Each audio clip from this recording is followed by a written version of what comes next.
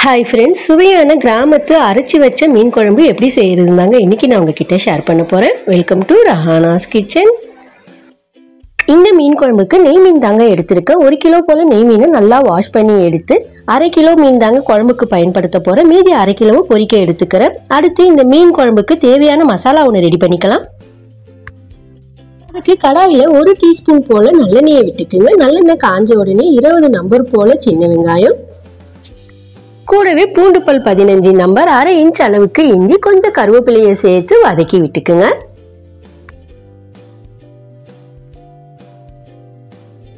வெங்காயம் லைட்டா வதங்க ஆரம்பிச்சோடனே இடையில 1 டீஸ்பூன் சோம்பு, கூடவே 1/2 டீஸ்பூன் மிளகு சேர்த்து வதக்கி விட்டுக்குங்க. ஆரம்பத்திலேயே சோம்பு மிளகும் சேர்த்து வதக்கிட்டோம்னா எல்லாம் முழுமையா வதங்கி வர நேரத்துல சோம்பு மிளகும் லைட்டா கருகின மாதிரி ஆயிடும். அதனால இடையில 2 சேர்த்து வதக்கி விட்டுக்குங்க.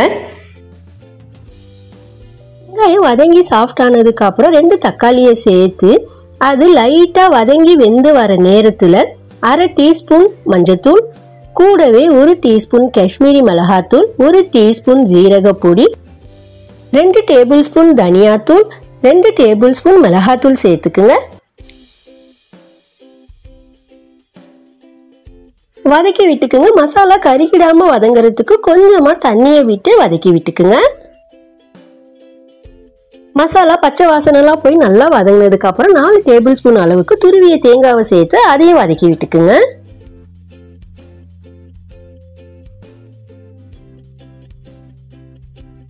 எல்லாம் நல்லா வதங்கினதுக்கு அப்புறம் இதை நல்லா ஆற விட்டுக்கலாம். நல்லா ஆறினதுக்கு அப்புறம் மிக்ஸி ஜாருக்கு மாத்தி தண்ணி எதுவும் சேர்க்காம நல்லா ஃபைன் பேஸ்டா அரைச்சி எடுத்துக்குங்க. இன்னொரு பக்கம் எலுமிச்சை சைஸ் அளவுக்கு புளியை 1/2 மணி நேரமா ஊற வச்சிருக்கேங்க. அதனால திக்கா கரைச்சிட்டு கூடவே 1 டம்ளர் அளவுக்கு தண்ணியை சேர்த்து விட்டு எடுத்துக்கலாம்.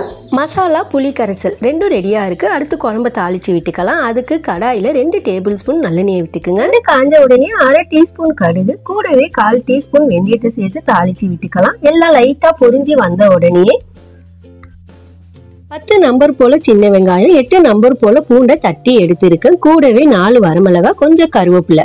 எல்லாம் லைட்டா பொரிஞ்ச உடனே ஃபர்ஸ்ட் வரமிளகா கருவேப்பிலையை சேர்த்துக்குங்க. அடுத்து நல்லா இடிச்ச பூண்டு, இடிச்ச சின்ன வெங்காயத்தை சேர்த்து வதக்கி விட்டுக்குங்க.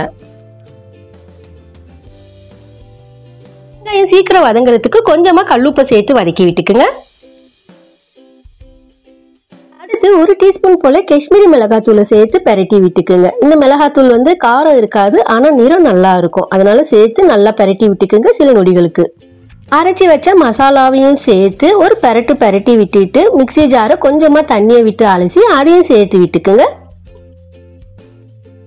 3-4 நிமிஷத்துக்கு மீடியம் ஃப்ளேம்ல வச்சு வதக்கி விட்டுக்குங்க. எண்ணெய்லாம் லைட்டா மேல பிரிஞ்சு வர நேரத்துல கரைச்சி எடுத்திருக்கிற புளி கரைசலை சேர்த்து விட்டுக்குங்க. நல்லா கலந்து கொடுத்து கவர் பண்ணி விட்டுக்கலாம். புளியினுடைய பச்சை வாசனை போற வரைக்கும் நல்லா கொதிக்க விட்டுக்கலாம். இடையிடையே கிளறி விட்டுக்குங்க. இடையில ஒரு தடவை கிளறி விட்டு உப்பு ஒரு தடவை செக் பண்ணி விட்டுக்குங்க. உப்பு சப்போஸ் தேவைப்பட்டா மறுபடியும் கொஞ்சம் உப்பு சேர்த்து கலந்து மறுபடியும் கவர் பண்ணி விட்டு குக் பண்ணிக்கிங்க. தேவையான அளவுக்கு குழம்பு திக்னஸ் வர வரைக்கும் கொதிக்க விட்டுக்குங்க. வினாடிகளுக்கு அப்புறம் ஓபன் பண்ணி விட்டுக்குங்க. குழம்பு தேவையான அளவுக்கு திக்னஸ் நல்லா கொதிச்சு வந்துருச்சுங்க. இந்த ஸ்டேஜ்ல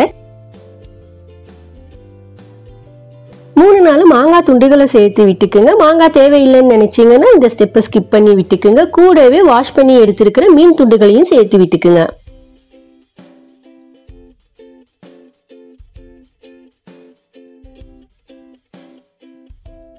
மீன் துண்டுகளை சேர்த்து லைட்டா கலந்து கொடுத்துக்குங்க. 1 நிமிஷம் கொதிச்சா போதும். 1 நிமிஷத்துக்கு கொதிக்க விட்டுக்குங்க.